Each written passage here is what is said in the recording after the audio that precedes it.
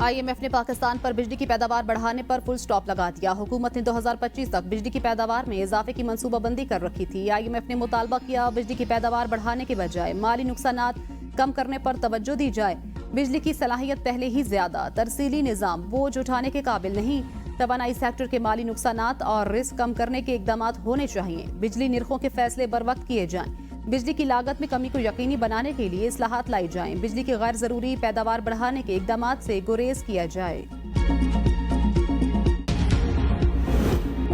रवा माली साल पाकिस्तान की माशी तरक्की की रफ्तार 3.5% रहने का इम्कान। IMF ने world economic outlook update report के मुताबिक हुकूमत ने नई माशी तरक्की का हदफ 3.6% मुकर्रर किया।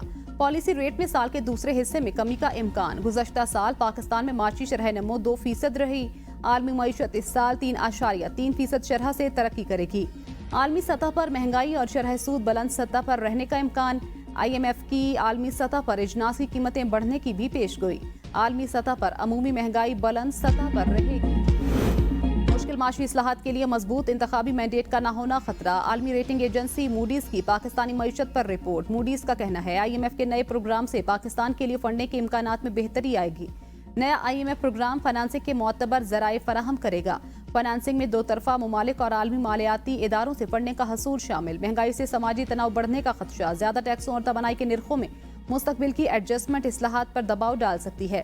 पाकिस्तान की बैरूनी पोजीशन अब भी नाजुक। बुलंद बैरूनी मालियाती जरूरियात के साथ 3 से 5 साल पॉलिसियों में मुश्किलात होंगी। पाकिस्तान के पास 9.4 अरब डॉलर के ज़र मुबादला के ज़खायर जरूरियात से काफी कम।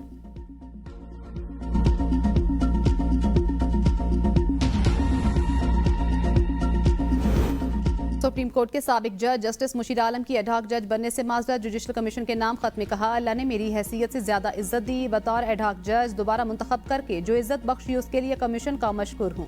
नामजदगी के बाद सोशल मीडिया पर मुहिम से शदीद मायूसी हुई। मौजूदा हालात में बतौर एडहॉक जज काम करने से माजरत चाहता हूँ। जुडिशल कमीशन का इजलास 19 जुलाई को तलब। सुप्रीम कोर्ट के 4 साबिक जजेस को एडहॉक जज बनाने की तजवीज़ पर गौर होगा। चीफ जस्टिस ने एडहॉक जजेस के लिए 4 जजेस के नाम नामजद कर दिए। नामजद करदा जजेस में जस्टिस रिटायर्ड मुशीर आलम, जस्टिस रिटायर्ड मकबूल बाकिर, जस्टिस रिटायर्ड मजहर आलम मियां खैल और जस्टिस रिटायर्ड सरदार तारिक मसूद के नाम शामिल। PTI ने एडहॉक जजेस की तकर्री की मुखालिफत कर दी। चेयरमैन PTI बैरिस्टर गोहर कहते हैं 2015 से सुप्रीम कोर्ट में किसी एडहॉक जज की तकर्री नहीं की गई। सुप्रीम कोर्ट ने असूली फैसला किया, एडहॉकिज्म आज़ाद अदलिया से मुतसादिम। एडहॉक जजेस का छुट्टियों में तकर्रुर और वो भी 4 जजेस एक साथ, इसकी कोई मिसाल नहीं मिलती। ये पूरी सुप्रीम कोर्ट और उसके जजों पर समझौता होगा। चीफ जस्टिस को ऐसे नाजुक वक्त में अदालती तनाज़ात से गुरेज करना चाहिए। पेशावर और कराची और पेशावर बार की सुप्रीम कोर्ट में रिटायर्ड जजेस की एडहॉक तैनाती की मुखालिफत। मुल्कगीर तहरीक चलाने का ऐलान। एडहॉक पर सुप्रीम कोर्ट तैनाती नेशनल जुडिशल पॉलिसी की खिलाफ वर्जी करार। बार का कहना है रिटायर्ड जजेस की एडहॉक पर सुप्रीम कोर्ट तैनाती की मजम्मत करते हैं, इसमें कोई शक नहीं। सुप्रीम कोर्ट और हाई कोर्ट में जजेस की कमी संगीन मामला। खाली आसामियों पर अल जिहाद ट्रस्ट केस में सुप्रीम कोर्ट की गाइडलाइन के मुताबिक तैनाती की जाए। जुडिशल कमीशन 19 जुलाई को एडहॉक जजेस तैनात करने जा रही है। ये तकर्रियां बड़े पैमाने पर अदलिया और माशरे के ताने बाने को मुतासर करेंगी। हाई कोर्ट से तमाम सीनियर जजेस को सुप्रीम कोर्ट में तैनात किया जाए। Peshawar high court bar association ने भी रिटायर्ड जजेस की बतौर एडहॉक जजेस तैनाती को मुस्तरद किया।